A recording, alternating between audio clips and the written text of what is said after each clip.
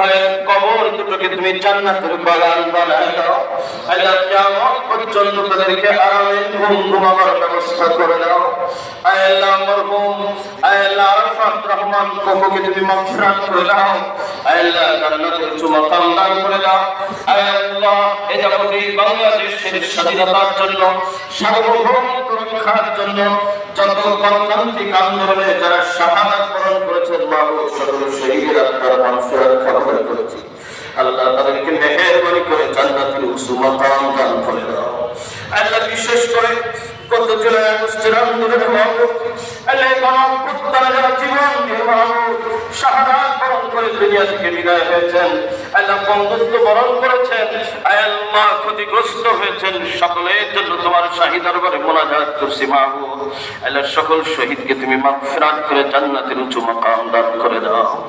আল্লাহ পরওয়ারদিগার যেই অনবদ্য অবিস্মরণীয় রাজনৈতিক নেতৃত্বের কারণে আজকে বেগম জিয়া জাতীয় ঐক্যের প্রতীক হয়ে উঠেছিলেন, মাহবুব তার আজকে সূর্যধরা মাহবুব সারা দেশে সেই নেতৃত্বকে তুমি আবার জাগ্রত করে দাও।